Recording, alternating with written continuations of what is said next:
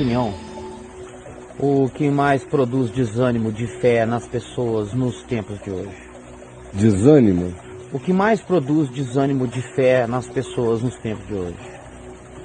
Eu creio que há muitas coisas que produzem esse desânimo.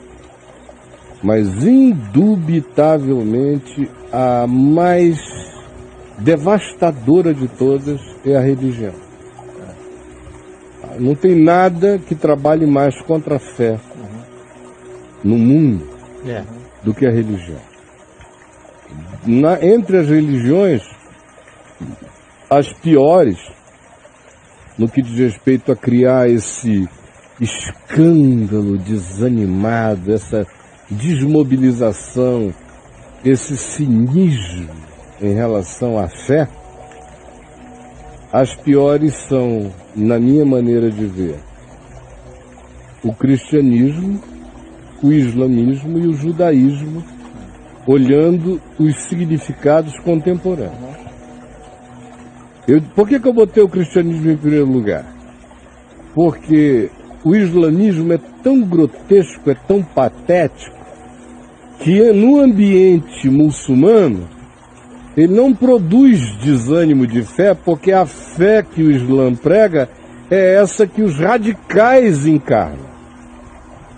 De modo que o choque é para o resto da sociedade humana secularizada, que assiste aquilo ali como algo grotesco, pior do que invasões bárbaras.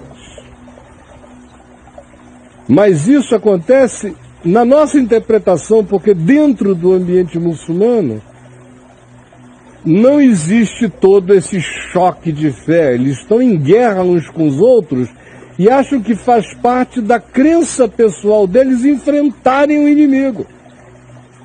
Por isso é que eu pus o cristianismo em primeiro lugar, porque o cristianismo está há mais tempo, teve muito mais influência histórica durante esse tempo, ou seja, o cristianismo existe há 1700 anos. O cristianismo não tem nada a ver com Jesus e com o Evangelho. É uma construção romana constantina.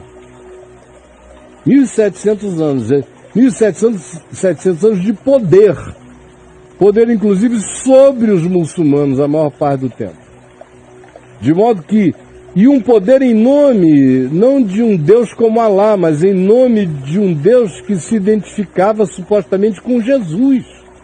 Ou seja, um Deus que era amor, um Deus que seria graça, compaixão, misericórdia, bondade enquanto a fogueira era acesa, enquanto as torturas eram praticadas, enquanto todo tipo de expressão sexual era satanizada, enquanto a sexualidade humana era endiabrada, enquanto a hipocrisia entre os discursos era mais gritante do que no islamismo jamais conseguirá ser, porque a melhor versão islâmica é dura, de modo que não é como no cristianismo, onde a melhor versão é melosa.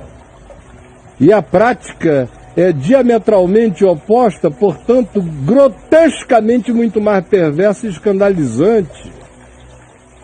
Por isso, a meu ver, o cristianismo vem na frente nesse processo de gerar esse desânimo na fé que podia ser fé.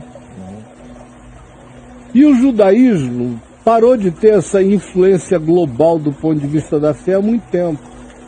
A presença do judaísmo tem muito mais a ver com as nossas interpretações políticas sobre Israel do que com relação ao poder judaico de influenciar a fé no mundo. Mas são essas três religiões do livro as que mais trabalham contra a fé pura do coração humano, muito mais do que o budismo. Você não vê ninguém dizendo assim, estamos deixando a fé no Tibete, gente no Tibete abandonando a fé, entrando em processos de total indiferença. Não, eles não estão vivendo isso, até porque as promessas não são elevadas.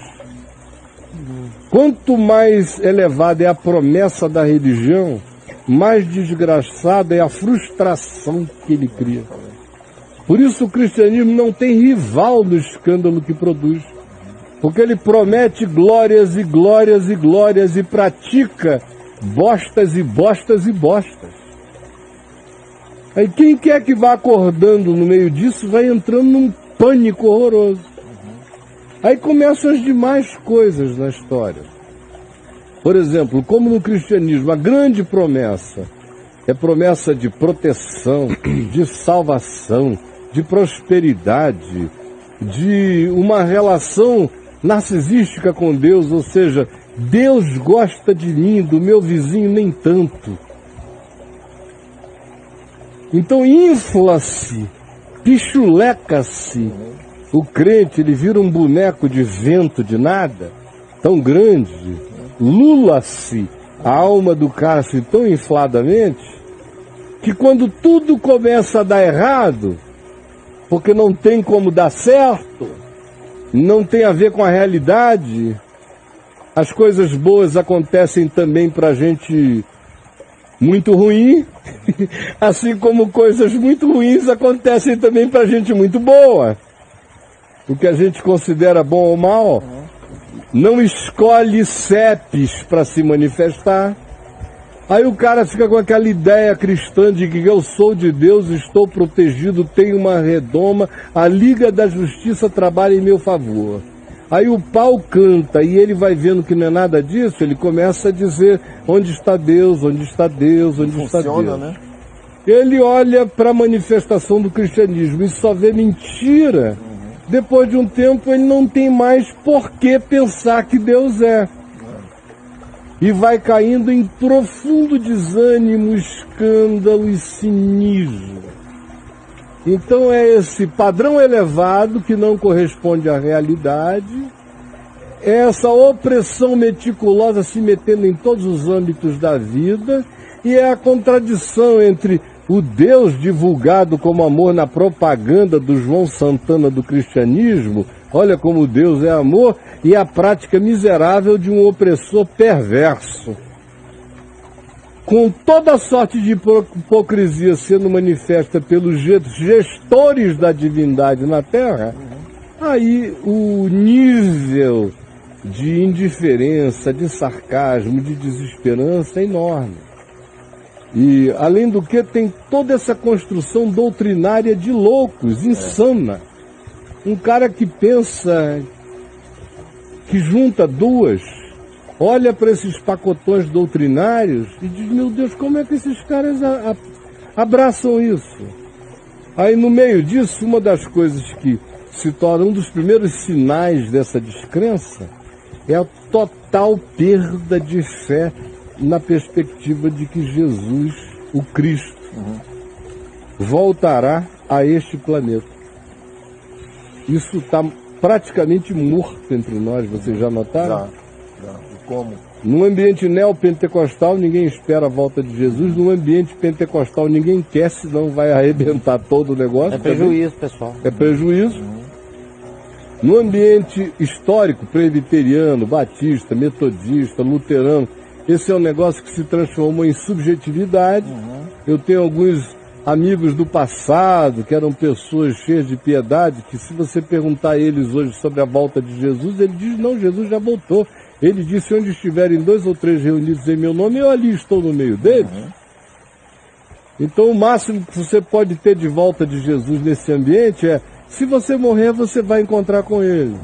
Mas a certeza dada por Jesus, de que ele viria, ele repetiu isso tantas vezes. Todo olho verá. Todo olho verá. Então se verá o sinal do Filho do Homem, vindo sobre as nuvens com poder e grande glória. Está repetido diversas vezes. Muitas, não são poucas. Ou no início de Atos dos Apóstolos, quando, estando eles com os olhos fitos nos céus, enquanto Jesus subia, eis que 2 varões vestidos de branco se puseram ao lado deles e lhes disseram, varões galileus, por que estáis olhando para as alturas? Esse Jesus que dentre vós foi assunto aos céus, assim virá outra vez do modo como o vistes subir.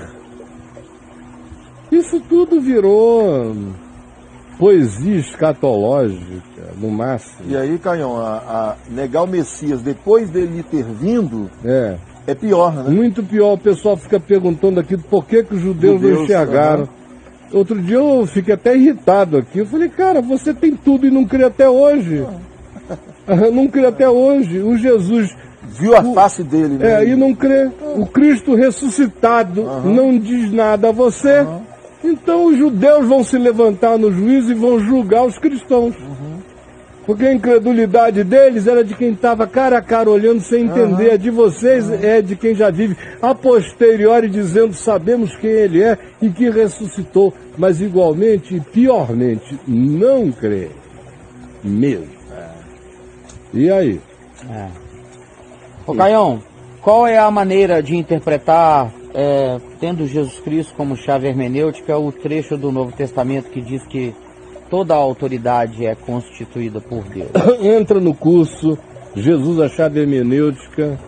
Todo mundo que está lá me manda texto, a gente interpreta junto. Vai lá e faça isso. É para isso que existe esse curso. Tá legal? Não vou te dar essa carona aqui, não seria honesto com os muitos que estão estudando comigo, justamente fazendo isso, tá bom? Beijo, entra lá, rapaz.